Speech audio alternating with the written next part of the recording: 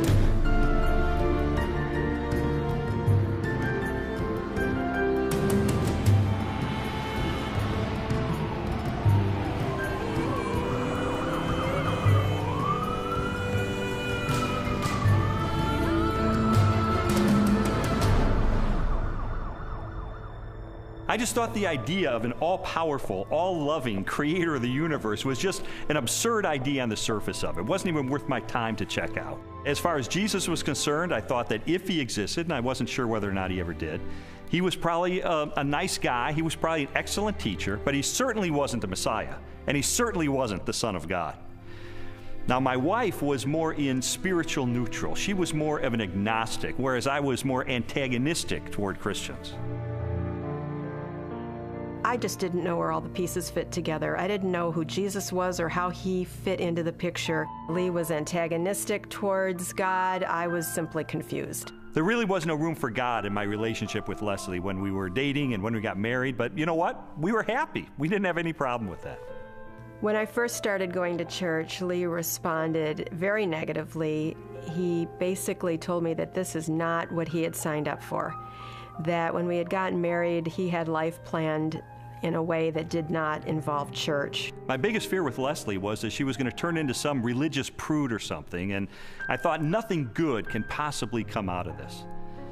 But even though I had all these negative ideas of things that were going to happen, in the ensuing months I began to see positive changes in her character and in her values and the way she related to me and the children. And it was winsome and it was attractive. And so when she invited me to go to church with her on January the 20th of 1980, I thought, you know what, I'm going to go. Get her out of this cult, that she's gotten involved in. He did go in with his reporter's notebook so he could take notes and try to find the scandal. Well, the pastor gave a talk that day called Basic Christianity, and he just systematically laid out what it is that Christians believe. And my mind was blown because I had all these misconceptions, and he really did straighten me out on a lot of things. And I remember walking out that day saying two things. First of all, I was still an atheist. He didn't convince me that day that God exists. But secondly, I realized if this is true, this has huge implications for my life. Lee's approach was very different from mine. Mine was mostly a heart issue. I wanted to know that God was real, and the way that was real for me was experientially. And for Lee, it was more about documentation, about being able to have facts that proved it true. Well, I was a journalist, so there was really no problem with me picking up the phone and calling a scholar and saying, hey, I'm Lee Strobel, I'm with the Chicago Tribune. I'd like some background information about the New Testament. And so I would do that, and I thought it was going to be so easy to expose the fallacious thinking behind Christianity. But as it turned out, it took me almost 2 years of my life to investigate these issues. It really was, in a sense, the most exciting story I'd ever pursued as a journalist. I think, unfortunately, because the documents, the New Testament and specifically, were written so far after Jesus' death, that it's really hard to say. I don't know if myself that it was real, I was not there, but people were there at that time. So their account of things that happened back 2,000 years ago has been passed down. As an attorney, I rely on evidence. And so, you know, it would be tough to get evidence at this late date. Well, I began my investigation by looking at the gospel accounts. How did I know that the New Testament was telling me the truth when it talked about Jesus? Now, obviously, I didn't accept the New Testament as being the inspired Word of God. I certainly didn't accept it as being inerrant. But what I had to accept it as being, which it undeniably is a set of ancient historical documents. And I knew that historians had criteria that they could apply to determine whether or not these documents are trustworthy. So those are the kind of people who I pursued. I went after the heavy hitters. I went after the expert witnesses who could help me sort through these issues. J.P. Moreland, Biola University. Mark Strauss, Bethel Seminary. Craig Blomberg, Denver Seminary.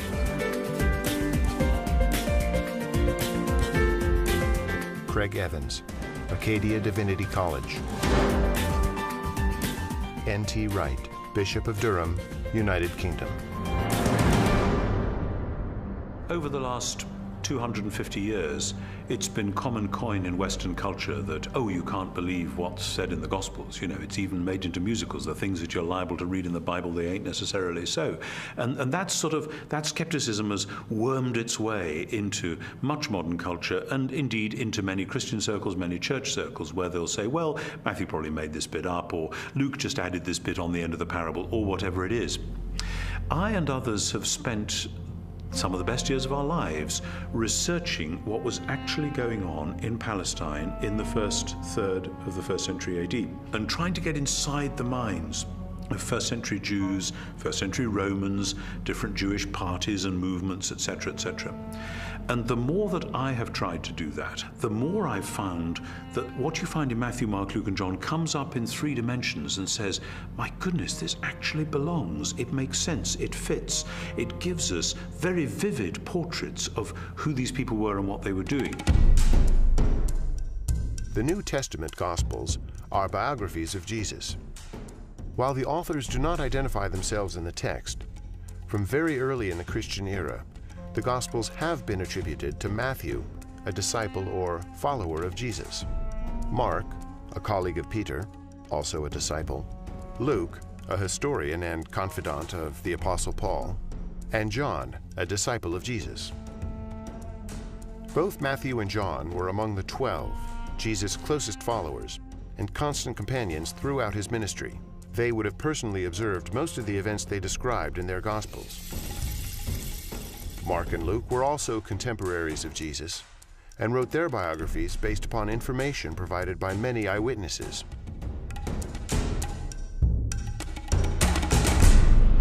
I knew from my years as a legal journalist the importance of eyewitness testimony. In fact, the first question that anybody asks is, how many eyeballs are there? How many eyewitnesses do you actually have? And I needed to determine whether or not contemporary scholars have ascertained whether or not the Gospels are rooted in eyewitness testimony. It's become evident to scholars of the 1st century that the Gospels were actually attempts to write biographies of Jesus. Now, not in the modern sense, because the Gospels are not particularly interested in his early years. But when it comes to Jesus' adult life and his activities, these are biographies. They're very clearly attempts by eyewitnesses to describe exactly what Jesus said and did, and the consensus of New Testament scholarship has moved in that direction. Many have undertaken to draw up an account of the things that have been fulfilled among us, just as they were handed down to us by those who from the first were eyewitnesses and servants of the word. Luke chapter 1, verses 1 and 2. Luke's gospel begins with a prologue. It's actually one of the finest Greek sections in the whole New Testament. Luke was clearly a literary artist. But in that prologue, he points out that he has carefully investigated the material that he presents in the Gospels, that he's checked with eyewitness accounts, those who are actually present. If you read that prologue and you see this is the work of a historian, this was someone who has done his research. Therefore, since I myself have carefully investigated everything from the beginning, it seemed good also to me to write an orderly account for you, most excellent Theophilus, so that you may know the certainty of the things you have been taught. Luke chapter 1, verses 3 and 4. You have to understand that people in the first century valued eyewitness testimony. And this is why, from the 2nd century on, it was important to the early church fathers that the people who were alleged to have written the Gospels actually wrote them, and that they were eyewitnesses of the things they wrote. We have actually very early attestation of the authorship of the Gospels. The early church father Papias, for example, as recorded by the church historian Eusebius, identifies Mark's gospel as essentially the eyewitness account of Peter. Well, Papias was a disciple of the Apostle John, so we are only one generation removed from Jesus himself. That's a pretty close testimony, and strongly suggesting that, in fact, the Gospels are based on eyewitness accounts.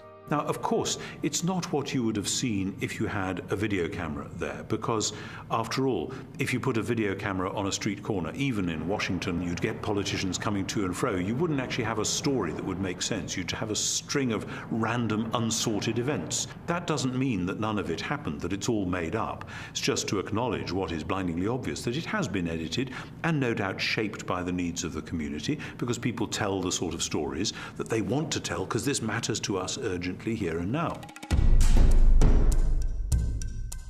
Most historians date Jesus' birth between the years 7 and 4 BC, and his death no later than AD 33. Jesus' public ministry began with the choosing of his disciples and lasted approximately 3 years, culminating in the Passion Week and his trial and death. Scholars generally agree that the Gospel of Mark was written first, sometime between the years 60 and 75 in the 1st century. Matthew and Luke were probably authored shortly after, followed by the Gospel of John. The New Testament Gospels are by far our earliest and most reliable records of Jesus of Nazareth. All of the New Testament Gospels were written in the 1st century. Not only are they remarkably close to the events themselves, but in fact, eyewitnesses are still around. If they were passing on untruths, if they were not passing on reliable history, then we would expect eyewitnesses to say, wait a minute, this isn't what happened. But eyewitnesses are around. Eyewitnesses could confirm what they said. All of the gospel writers either were eyewitnesses or interviewed eyewitnesses to gain the information that they gained about Jesus Christ. As I scrutinized the gospel accounts even further, I realized that it was important to find out not just whether or not the information was rooted in direct and indirect eyewitness testimony, but I needed to know, was this information reliably preserved during the time period before it was finally written down? We have to put ourselves into the ancient world without modern media, without even a print-based culture in which the only and the standard way of preserving information was through oral tradition, most of which was memorized. Young rabbis were often forbidden to comment on a passage of Scripture until they had memorized it perfectly. In fact, it was not uncommon for rabbis of Jesus' time to commit the entire Torah to memory. I've sometimes heard people say, look, I've been in a situation where I whisper something to someone, they whisper it to someone else, and it goes through 10 or 11 people, and by the time the last person tells what was said, it's totally different from what I told the first person. And we can't trust the Gospels for the same reason, because it was transmitted over a long period of time. That illustration is really a bad analogy, and you have to understand that the 1st century apostles who passed on information about Jesus were deeply concerned to get this information correct, because they saw it as sacred holy tradition. It wasn't about what Joe was eating for dinner last Wednesday night. In our day of instant media and everything has to be on film or tape recorded, we are more skeptical of oral tradition, but we don't really understand the nature of oral tradition. Oral tradition is a community event. A story is passed down by individuals within that community. Well, if they get it wrong, you've got an entire community that's going to correct them. So it is self-correcting all the way. These stories were passed on reliably because they were passed on by the community of disciples. In fact, we now have scholarly studies that have been done of oral cultures, and we know that through several generations, Oral tradition can be preserved and passed on without changing a thing. Even though I became convinced that ancient cultures could pass along oral tradition reliably over time, I still had an obvious objection to the New Testament, and that was, isn't it really filled with contradictions?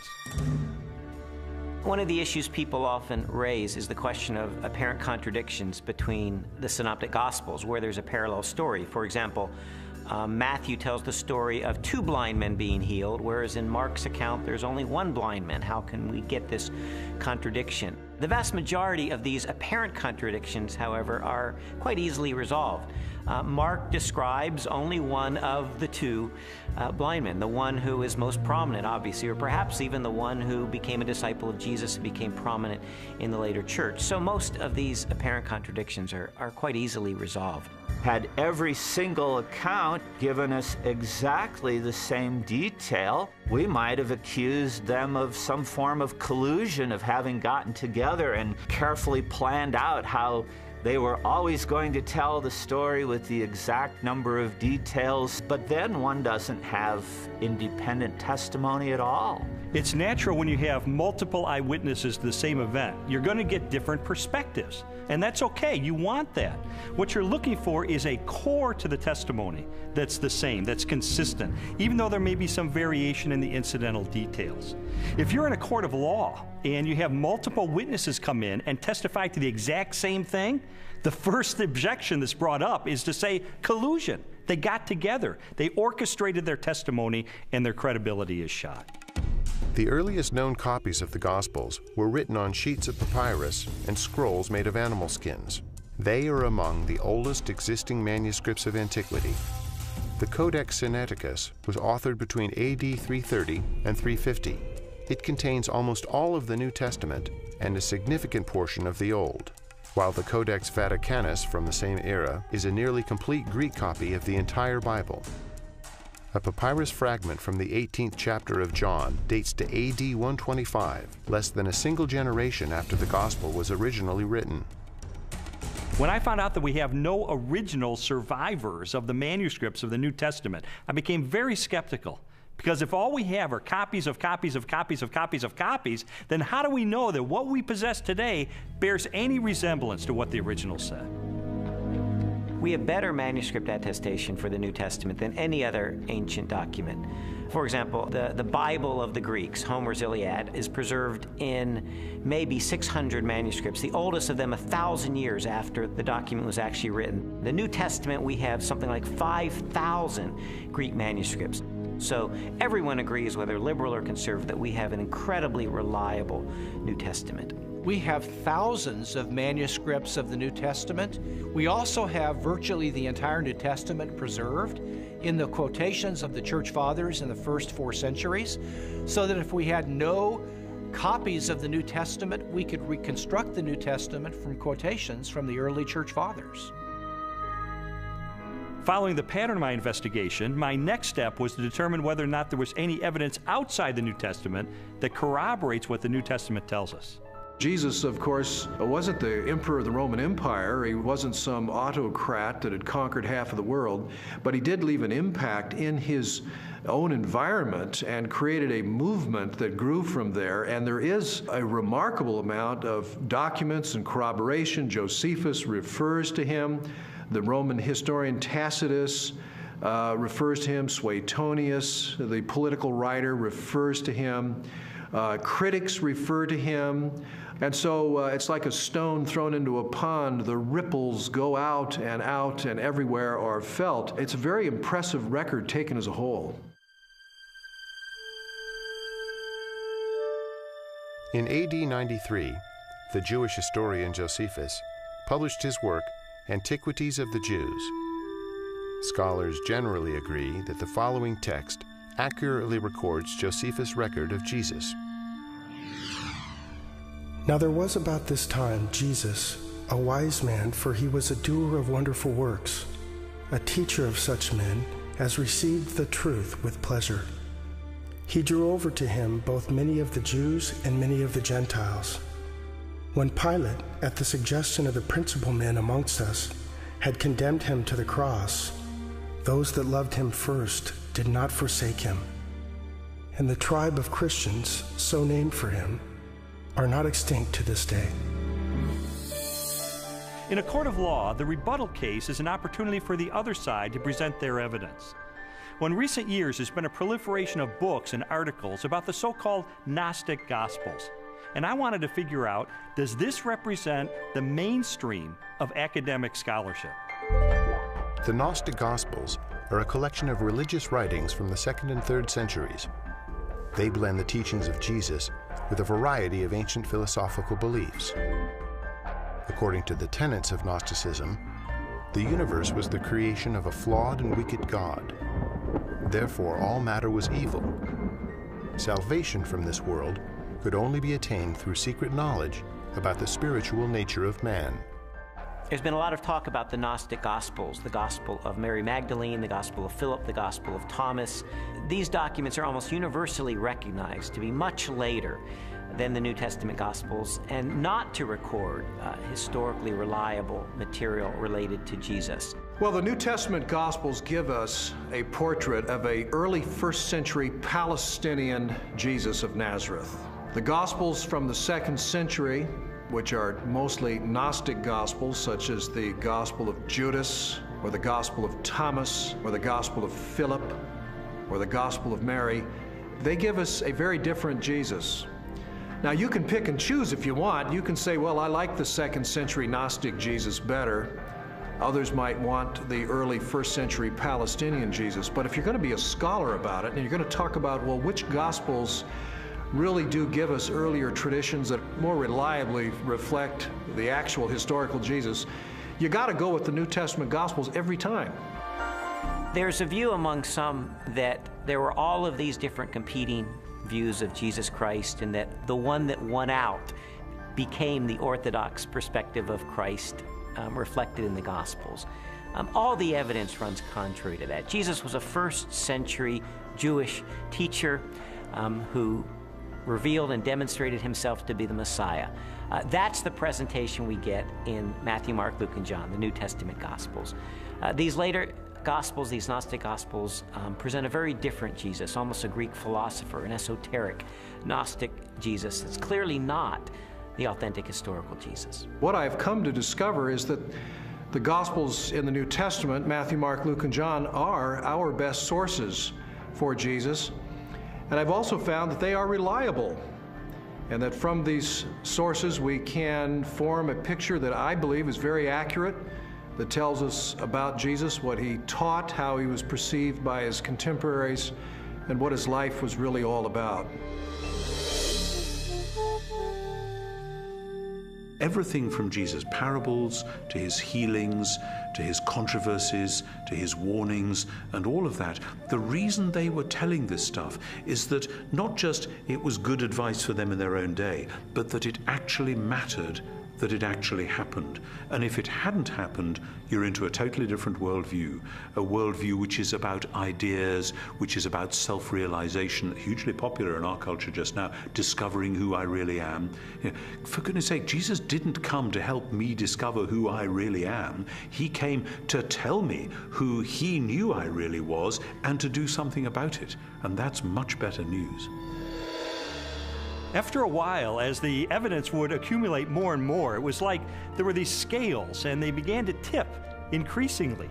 And I began to go from a hard-hearted, cynical atheist to someone who was still skeptical, but who was more open-minded, maybe more of a spiritual seeker, someone who was willing to follow the evidence wherever it took me.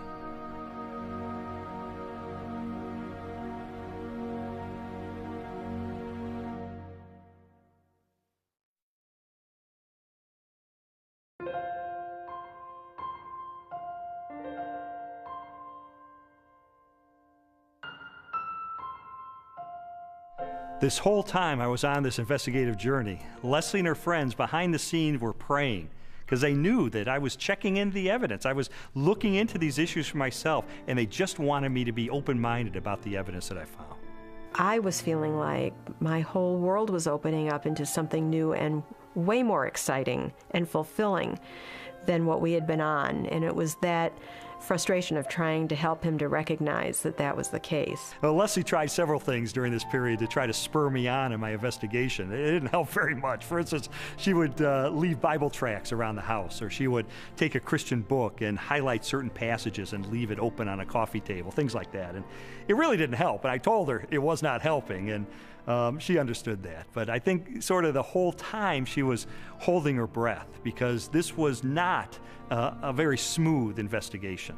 And he would take 2 steps forward, 3 steps back. Sometimes it looked like he was really getting it, and other times he would just turn into an angry, frustrated person again. And so it was a very frustrating time for both of us. I believe Jesus was a real person. I believe he did live. I guess there are some exaggerations in the Bible, I'd have to say. I don't believe we'll ever know if Jesus was really what everyone thinks he is. I think it's a lot of folklore. I think it's a lot of historical misrepresentations. I think it's a lot of wishful thinking. But I don't think we know, and I don't think we'll ever know, and I don't think there's any way to prove what has been claimed about Jesus for all these years. The biographies of Jesus in the New Testament gave me a lot of information about him. But Christians were saying that he is the Son of God. That's a huge step to take to believe that. And so I sought out more scholars so I could pose to them this question: who was Jesus?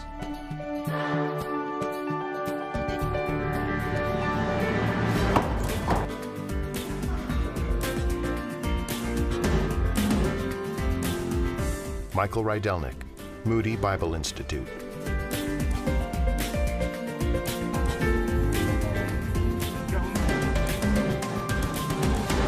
Ben Witherington, Asbury Seminary.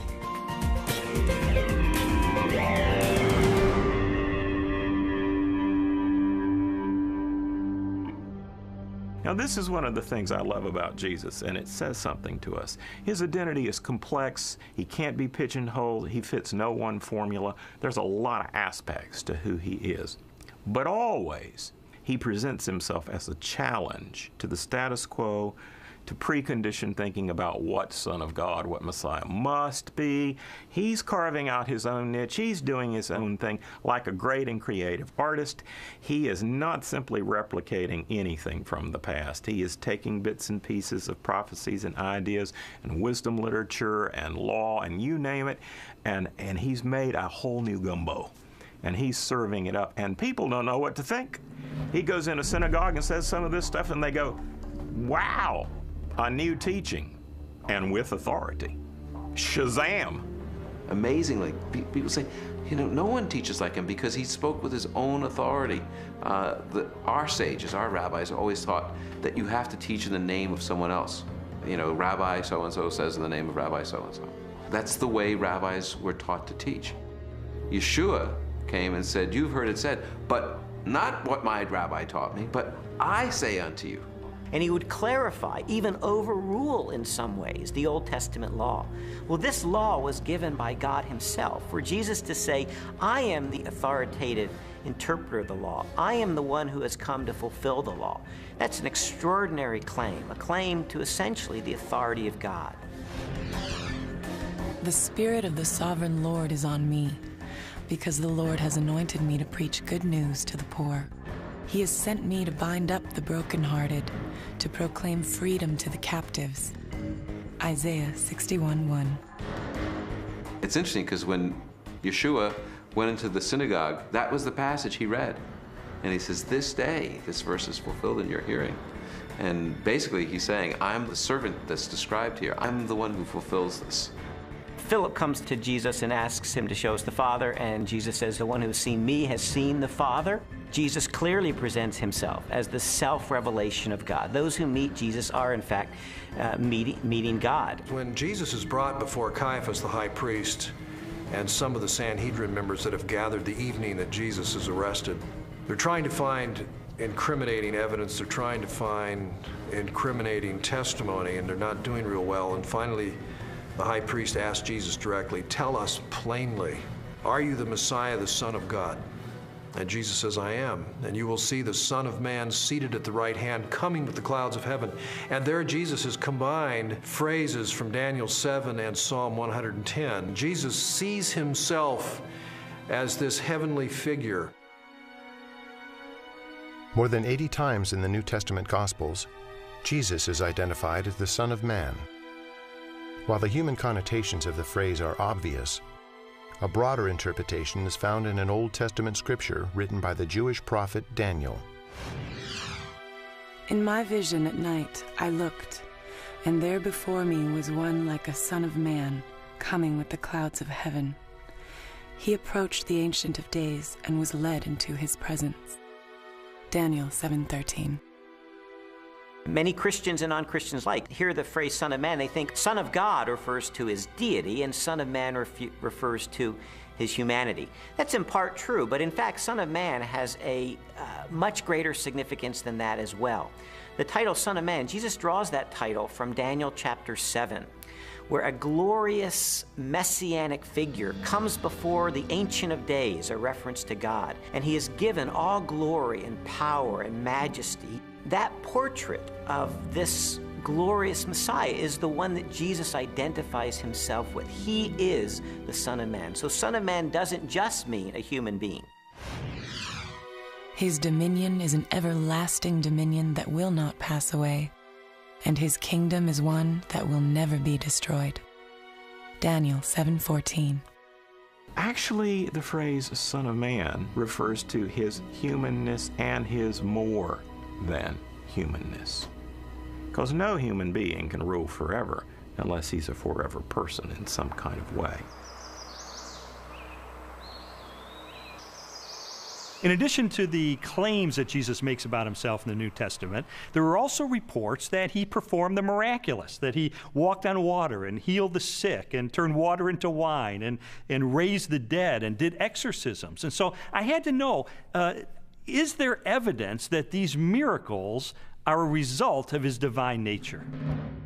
Jesus' contemporaries, that is, people who liked him, people who were indifferent, neutral, and people who opposed him, all acknowledged he did extraordinary things. Now, of course, the people who liked Jesus and believed in him and followed him said Jesus did these powerful works because of the Spirit of God. People who opposed him would say, well, I admit he does these amazing things, but it's because the devil is helping him. The Talmud actually speaks of some of these things. In some of the passages that deal with Yeshua, it has him as a magician. And why do they describe him as a magician? It's not flattering. There's a historical recognition here that when Yeshua came, he did miracles, just as Isaiah 35 indicates in the Messianic age. When the Messiah comes, he'll be able to make the blind see and the lame walk. The New Testament Gospels record at least 40 separate miracles performed by Jesus during the course of his ministry. They include healings, exorcisms, mastery over nature, and even raising of the dead. Christian theology has always held that these miracles are part of a total picture that displays the attributes of God himself: unlimited power, total knowledge, ever-present, unchanging, eternal. There's no question that the biographies of Jesus describe him as a worker of mighty deeds. But I wanted to know, does this make him any different than the other miracle workers and magicians of the ancient world? Miracle workers that we find occasionally in the first century are magicians. They use incantations, they use spells, they try to coerce gods or divine figures to work on their behalf. That's very different than Jesus' miracles. Jesus' miracles were to demonstrate the power of the kingdom of God. When he healed the sick, he pointed back to Isaiah's prophecies that when God's kingdom would come, when God's salvation would come, the lame would walk, the blind would see. This was the demonstration that God's kingdom was arriving. He's an exorcist. You don't find any of those in the Old Testament. People were not looking for messianic exorcists. He carves out his own niche. He reveals his identity in his own way. It becomes clear that he is somebody who can take on the powers of darkness himself and win. What kind of person is that? And he doesn't have to use recipes and formulas like other ancient exorcists. He can just call the demon by name and that boy's out of there. One of the most astonishing things that Jesus did was when he claimed to forgive sins. In Mark's Gospel, chapter 2, a man is brought to him, a paralyzed man, and the crowds around him are expecting Jesus to heal him. But instead, the first thing Jesus said is, "Your sins are forgiven." Only God forgives sins. Now, some might say, well, Jesus may have been forgiving sins on behalf of God. But in fact, that's not the way his listeners understood him, because immediately the religious leaders responded to that. Who is this that forgives sins? Only God forgives sins, they claim. But Jesus claims the ability to forgive sins. And then to confirm that he has that authority, he then heals the man. And so a very obvious question arises. That is Jesus the Messiah, the Christ, the Anointed One, the one sent by God to be the Savior of Israel and the world? Christians told me that there are dozens and dozens of ancient prophecies contained in the Old Testament of the Bible, and that they predict the coming of this Messiah, and that Jesus, against all mathematical odds, fulfilled those prophecies. And I thought, this is a little bit like the fingerprint evidence you see in a court of law. I remember covering one particular case where the murderer went through the purse of the victim, and he left one thumbprint on the cellophane wrapper of a package of cigarettes. And it was that thumbprint that led to his conviction for murder. And I thought, in an analogous way, could it be that these ancient prophecies are sort of like that thumbprint on the cellophane? Do they create a thumbprint that only Jesus Christ in all of history manages to match?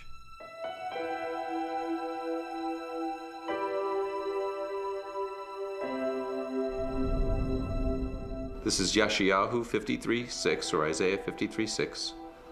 Kulanu katson ta'inu, ish ladarko paninu, vadonai hifnia bo, et avon kulanu. All of us, like sheep, have gone astray. Each of us has turned to his own way. But the Lord has laid upon him the iniquity of us all.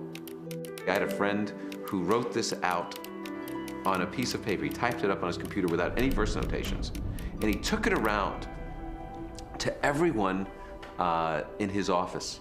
He worked in a big office for a motor vehicle bureau in one of the big states in our country. And he showed it to everyone in the motor vehicle bureau and in the state capitol. And he said, just tell me who this is and where it comes from. And every single person that looked at it, Jew or Gentile alike, it didn't matter. Everyone that looked at it read it, and he said, who is this? They said, oh, it's obviously Jesus of Nazareth. That's who it is. And it's from the New Testament.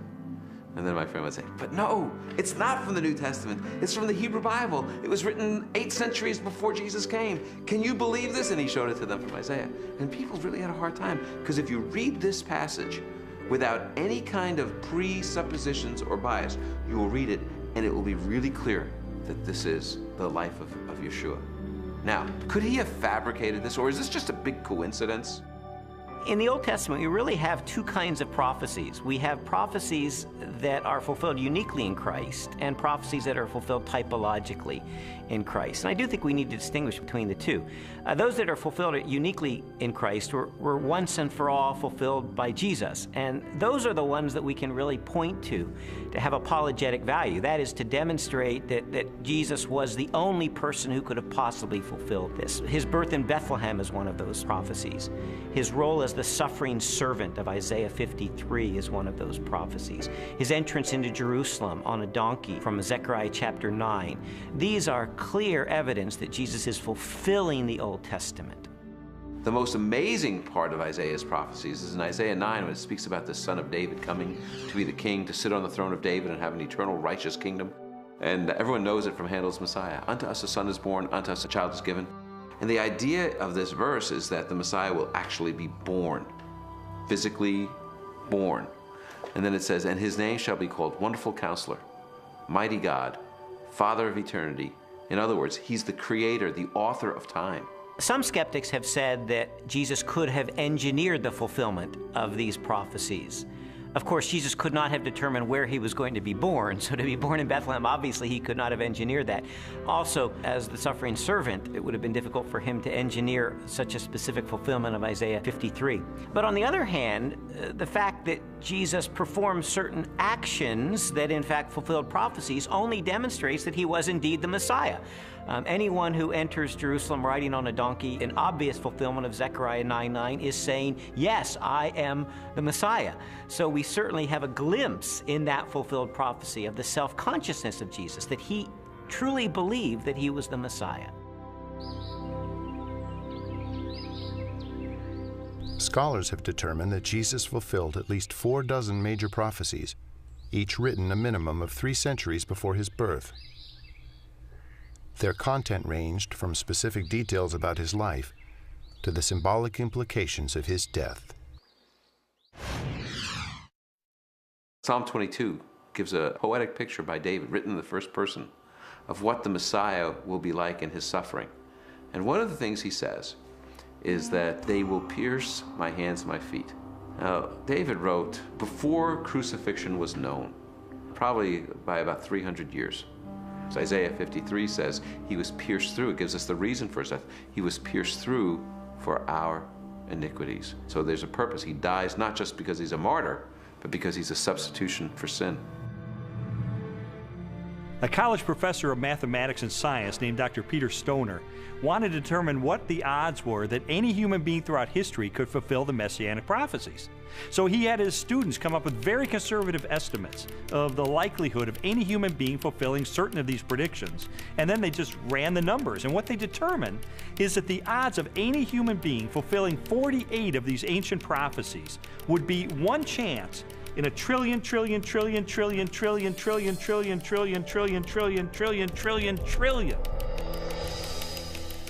It is mathematically virtually impossible. To me, just as significant as all of those unique prophecies that were fulfilled in Christ is the complete drama of the Old Testament. The fact that the Old Testament is the story, the narrative of God's redemptive movement, his movement to deliver and save humanity. And Jesus is the climax of that movement. He is the climax of salvation history, the one who brings it off to fulfillment. You read the Old Testament, it's building, building, building. Jesus arrives on the scene and he is the fulfillment. And he recognizes himself clearly as the climax of God's plan of salvation for all humanity. This whole case was sort of like one of those jigsaw puzzles where you don't know what the ultimate picture is going to be. You just put together the pieces, and as I was putting together all of the evidence, it started to take shape, and I sort of stepped back and I could see that it was a portrait of Jesus Christ.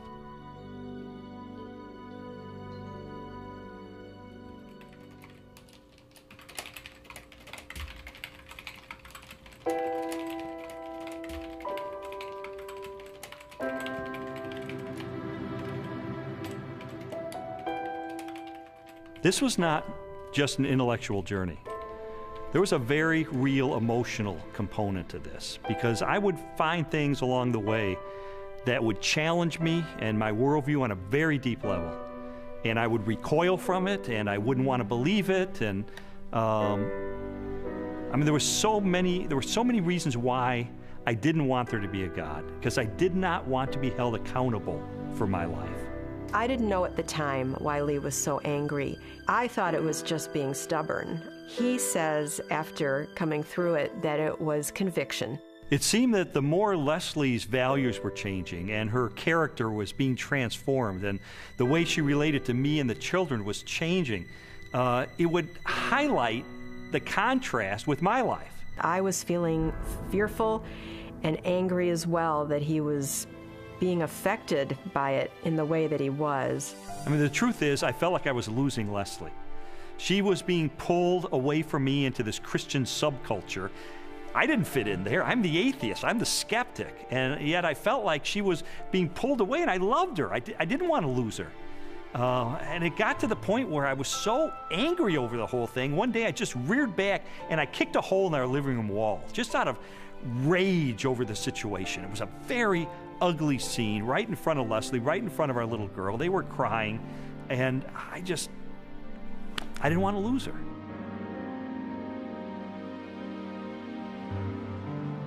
Jesus's body was never found, and so and they predicted it. Well, you know, he talked about it, and it was predicted, and it happened. I mean, it's this easy. It's as simple as that. We just tend to complicate it, man. No, not physically, not his physical body. So when they came the following morning and rolled back the great stone in front of the tomb, and he wasn't there, no, it must have been dark in that. I don't know. They must have missed him. No, I don't think physically a physical body can rise. I don't think that he was yanked out of that, or physically walked out and walked down the street and met with him. It just doesn't make any sense to me. For more than a year, I'd investigated the historical record for the reliability of the New Testament. I'd looked at the identity of Jesus. But now it was time to look at the ultimate evidence for who he really was, the purported resurrection of Jesus from the dead. And for that, I went to the best scholars that I could track down.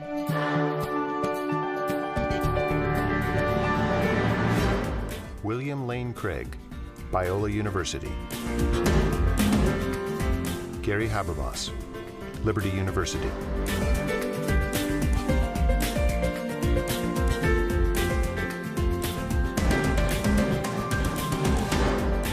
Michael Licona, North American Mission Board.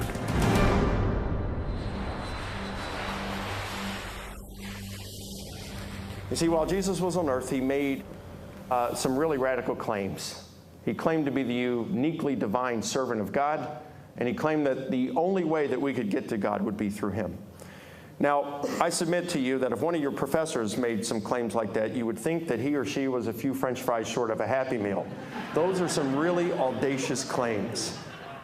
Well, a lot of Jesus critics responded to him the same way that you or I would respond to someone making those claims today. Oh yeah, pal? You really think that's who you are? Well, tell you what, why don't you show it to us? Why don't you give us a sign? Show us a miracle or something. And Jesus said, well, I'll give you one miracle, one sign, my resurrection from the dead. The resurrection of Jesus really is the pivotal event of history. Anybody can claim to be the Son of God, as Jesus clearly did. The question is, can you back it up? What evidence is there to support your claim? What credentials do you have? And if Jesus really did return from the dead, that's excellent evidence that he is who he claimed to be, the one and only Son of God. To weigh the validity of Jesus' resurrection, we must first consider his death. Many skeptics have proposed that Jesus merely fainted on the cross, or was drugged, and later escaped as part of a conspiracy.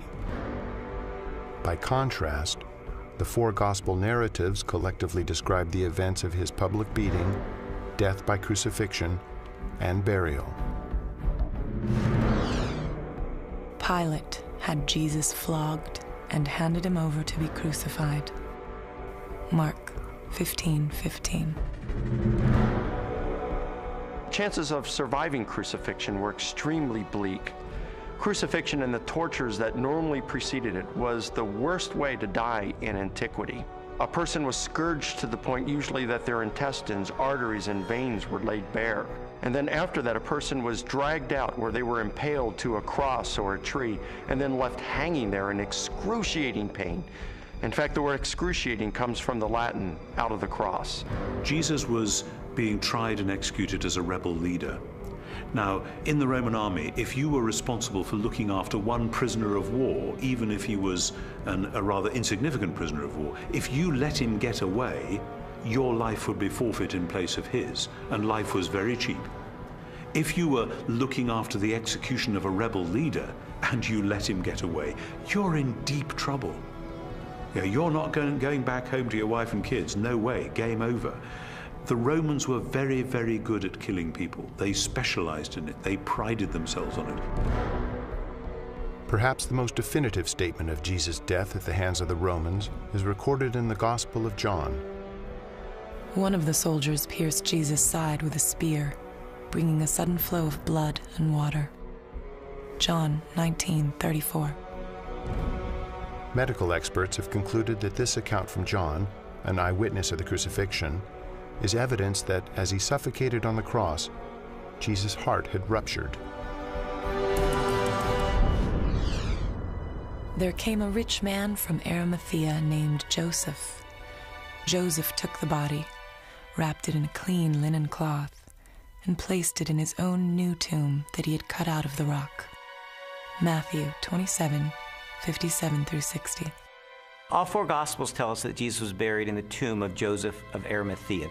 That's a remarkable statement, and certainly a historical statement. The evidence for that is, first of all, Joseph of Arimathea is identified as a member of the council, the Sanhedrin, that condemned Jesus. The presence of Joseph of Arimathea in the empty tomb narrative indicates that this is a historically reliable account of what really happened. His name would have been known to people in those days very much like a United States senator would be known today. It would have been very clear where his tomb was, so that there would have been no question about the location of Jesus' burial. It also, I think, indicates that the burial account of Jesus could not have been made up. It is highly unusual to find that the person who alone has the courage to go to Pilate and give Jesus an honorable burial is not members of his family, faithful disciples who followed him to the end. Instead, it is a member of the Jewish Sanhedrin, the very high court, all of whom, Mark says, had condemned Jesus of Nazareth to the cross. The fact that it is Joseph of Arimathea who is the person responsible for giving Jesus an honorable burial is an awkward and embarrassing fact for the early church, and yet this tradition is faithfully preserved in almost all of the traditions that we have about the burial of Jesus.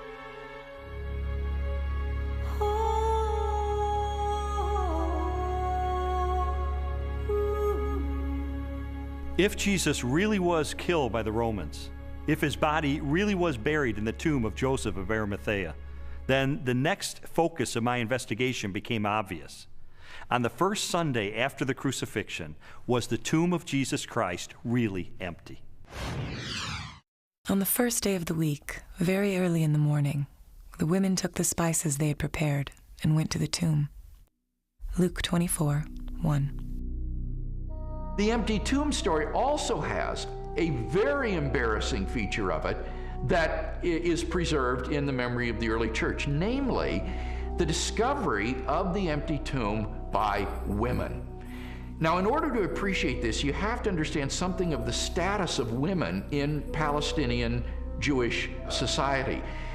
In that society, which was a patriarchal society, women were frankly second-class citizens.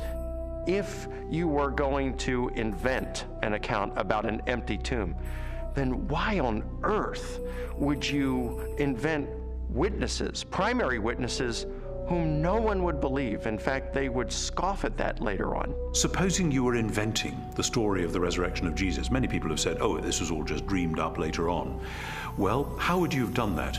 The one thing you wouldn't have done would have been to have not only a woman, but a woman who's got nobody quite knows what, but a fairly shady past, as your prime witness. And yet there she is, Mary Magdalene, in Matthew, Mark, Luke, and particularly in John. And already by the middle of the 2nd century, the pagans are sneering, oh, this is just based on the testimony of hysterical women, you can't believe that. But the early Christians stuck to their story, they stuck to their guns, they stuck to the women. They said this is how it was. Now, they just would never have made that up, and that actually has enormous ramifications. If this is how the story was, and they didn't change it to airbrush Mary out, then this really must have been what happened on that first Easter day. The chief priests devised a plan. They gave the soldiers a large sum of money, telling them, "You are to say, his disciples came during the night and stole him away while we were asleep." Matthew 28, 12 and 13. Matthew reports that the Jewish authorities were claiming that the disciples of Jesus had stolen his corpse. And this is verified by Justin and Tertullian a little bit later on, saying that the Jewish leaders were still saying the same thing in their day. Now here's the question. If the body is still in the tomb, why are you saying that the disciples had stolen it? Well, if you think about that, the claim that the body was stolen confirms that Jesus' enemies acknowledged that the tomb was empty. If you've got a stolen body, you must have an empty tomb.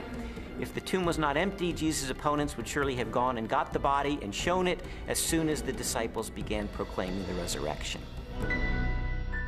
I found the evidence for the empty tomb very convincing, but you know what? That didn't tell me what happened to Jesus.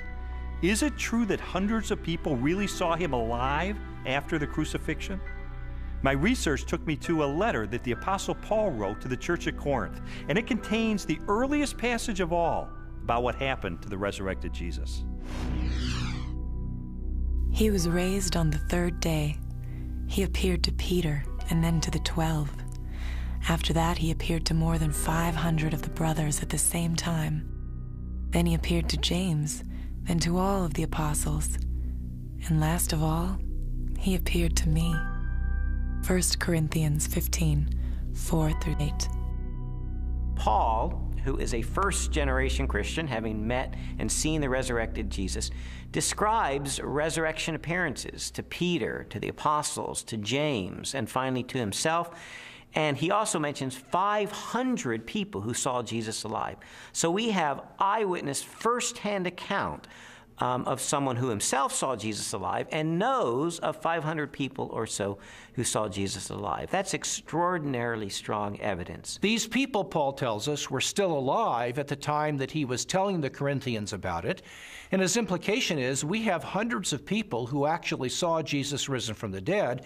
If you don't believe me, you can ask them about it because they're still alive.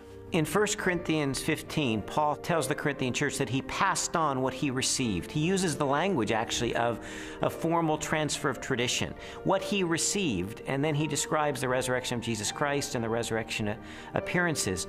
This confirms for us that the accounts of the resurrection were creedal tradition that were passed on to Paul. So if 1 Corinthians was written in the early to mid-50s of the first century, these traditions were much earlier than that, going back to the period of Paul's conversion in the 30s. So that pushes the accounts of the resurrection to a very, very early date. Paul seems to think that the best argument for this text is that he received it from trustworthy persons. I gave you what I was given. The answer's right. I went to the right people. And critics believe that Paul got this material. Generally, they say he received it in Jerusalem about 35 AD. First of all, he's early. He's writing within 20 to 35 years of the purported event itself, because he's quoting from a creed, an oral formula, tradition that predates the writing of the New Testament, for which most scholars date to between 3 to 5 years of the crucifixion itself. 1 Corinthians 15, 3-7 provides evidence that belief in the resurrection was already present among Jews within 2 to 3 years after Jesus was killed. That means that the resurrection stories aren't something that evolved over 30, 40, 50 years after the crucifixion of Jesus. So we have the empty tomb, we have the eyewitnesses, we have the early accounts. The question is, are there any other additional facts, circumstantial evidence, to support the resurrection? While the Apostle Paul described hundreds of eyewitnesses to the resurrected Jesus, the full impact of the event is perhaps best measured by the subsequent growth of the early Christian church in the face of intense persecution. In the 2nd century, the Roman historian Tacitus wrote, "Nero inflicted the most exquisite tortures on a class hated for their abominations, called Christians by the populace. Christus, from whom the name had its origin, suffered the extreme penalty at the hands of one of our procurators, Pontius Pilate, and a most mischievous superstition, thus checked for the moment, again broke out not only in Judea, but even in Rome." Even the most critical, skeptical scholars recognize that the earliest disciples at least believed that God had raised Jesus from the dead. In fact, they pinned nearly everything on it. Without belief in Jesus' resurrection, the early Christian movement could never have come into being. They recognized in Jesus something special, but they wondered if they were mistaken when he died. They didn't anticipate that. Suffer maybe, but die at the hands of Pontius Pilate, the Roman governor? In fact, even when the first reports of his resurrection reached their ears, they were still doubtful and skeptical. But when they met the risen Lord, their skepticism was transformed into a very confident faith a great joy and a determination to preach the good news to everyone else.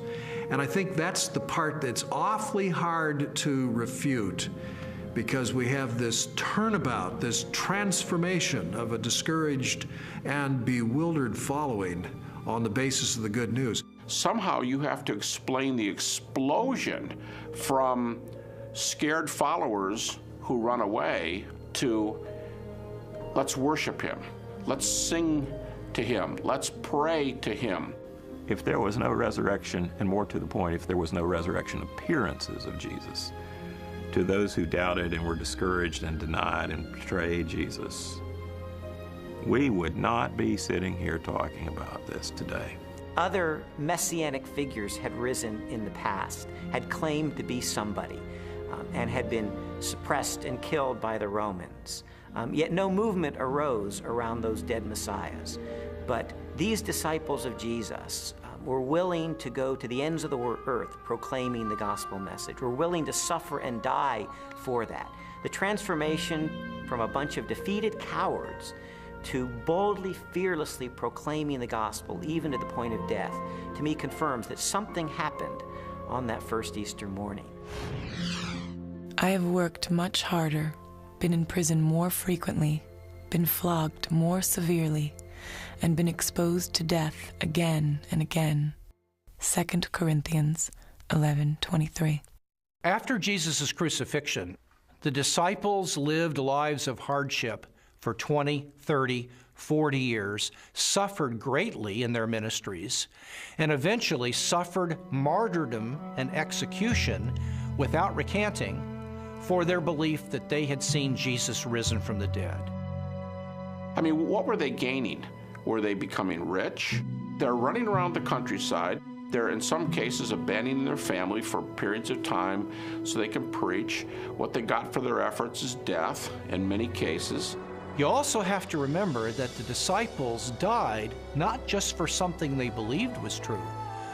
They died for something they actually saw with their own eyes. It's much more difficult to explain that away than it is for someone who dies for a belief and they're sincerely wrong. I came across a bit of evidence I really found fascinating. James was a half-brother of Jesus, and he was not a believer in Jesus during Jesus' lifetime, but he later died the death of a martyr as a leader of the local church. In a similar way, Saul of Tarsus was a persecutor of Christians, and yet he later becomes the Apostle Paul, this incredible missionary. So I had to ask myself, what led to this radical transformation of these skeptics? Sometimes people will come to believe something they wish to be true.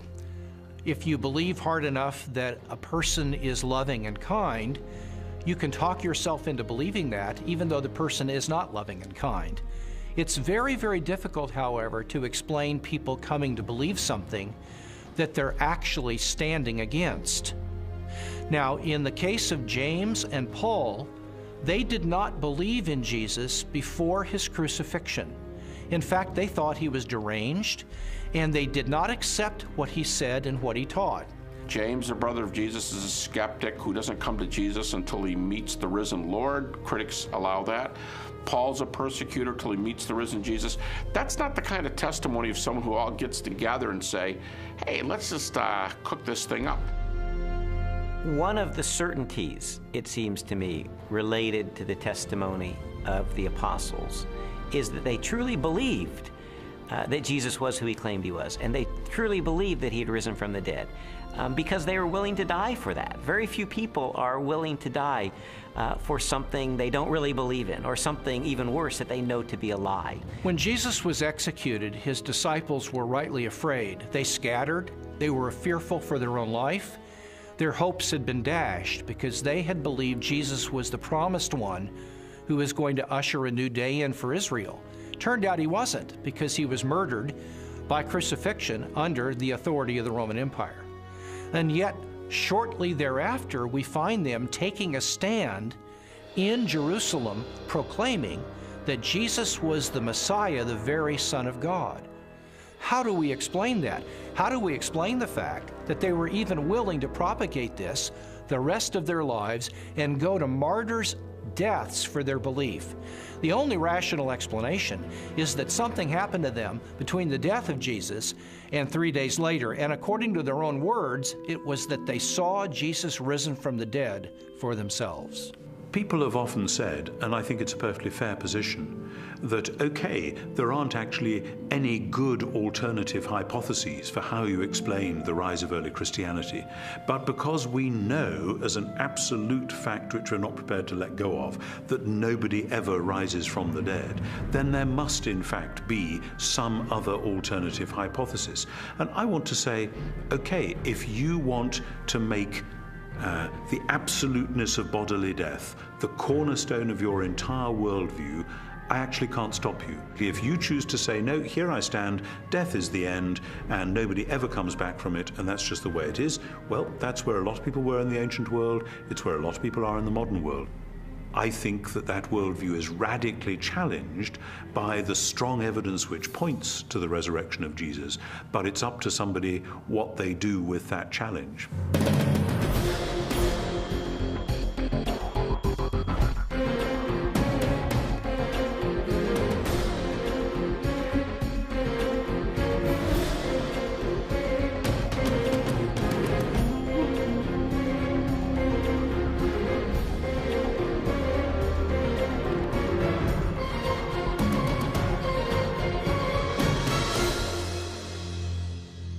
The evidence accumulated over time until November the 8th of 1981, which is sort of when I reached a critical mass. I remember going alone in my room, and I took a yellow legal pad and put a line down the middle, and on one side I started to list all of the evidence I'd encountered for Jesus Christ being the Son of God, and on the other side all the negative evidence against that. And I wrote and I wrote page after page, and finally I put my pen down and I said, wait a minute.